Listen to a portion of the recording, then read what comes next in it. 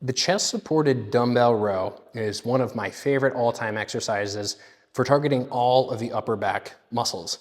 But there are two major mistakes that most people are going to make with this exercise that can turn it into something that is not a waste of time, but just largely inefficient insofar as targeting the upper back. So let's jump into those two mistakes. The first mistake, and this is the most common, most important, and most prominent that I see, is using too much weight and what that leads to, okay? So typically when people use too much weight on this exercise, here's what ends up happening.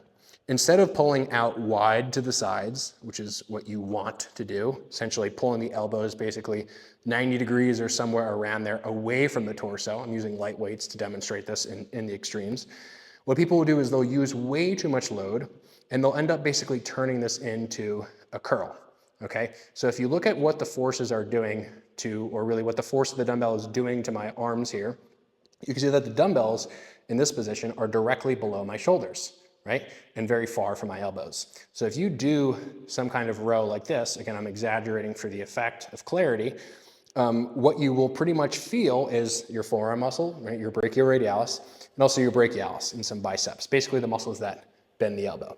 So this would be a great exercise to train the elbow flexors, specifically those single joint ones that I just mentioned, not as much the biceps. And so when people use too much weight, what they do is they start to pull like this, because this is essentially what distributes load through the elbow and the shoulder. But if your goals are to target the mid-back, the upper back, you don't want to do that. You want to remove the elbow flexor, elbow bender, forearm stimulus, and you want to maximize for upper back stimulus. So my advice to you all is to think about this not just as a pure row, but almost like a row with a subtle kind of reverse fly intent, right? So you're not pulling your arms out in this direction, but you're also not pulling upward vertically like this. You're going to be thinking with a kind of blend of both of the intents, and you're going to imagine that you're pulling the dumbbells out, and a cue that I really like for this is pulling the elbows out to the walls beside you. When you pull the elbows out and you just allow the hands and the dumbbells to move with the elbows, that's going to create a really, really awesome situation for targeting the upper back. So again, mistake number one is using too much weight, and what that leads to is people starting to kind of pull with their hand and their elbow rather than driving the elbow out with the shoulder. And by the way, you can pretty easily identify that mistake from the side by just looking at what people's upper arms are doing. So when people make the mistake, they tend to look kind of more like this. When people don't make the mistake, they tend to look more like this.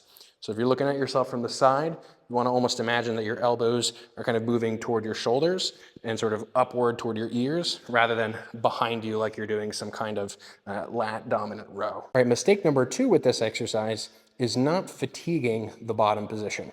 So here's what I mean. If you look at the forces of this exercise, based on where the dumbbell is in relation to your body, it's going to be really easy when you're in this bottom position and really hard in the top. And you're going to feel that right from the first rep. It's going to feel like basically nothing here and everything here. And there are two ways that you can address that. Number one, you can use a lighter weight on, say, your first set or two and go all the way to the top like this, maybe even pause at the top. And then on your second set or third set or fourth set, right, just whatever after that, you can grab a heavier weight and just do partials in the bottom.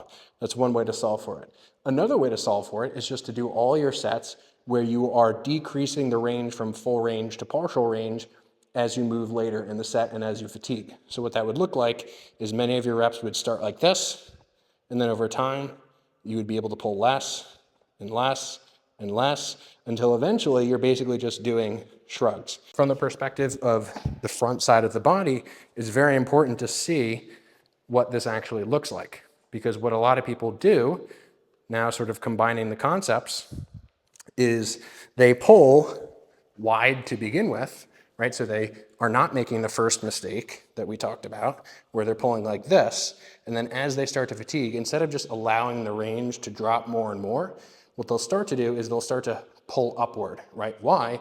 Because if you pull like this, like we talked about earlier, well for the upper back tissues, well, your forearms and your elbows are not getting fatigued, right? That's the whole point.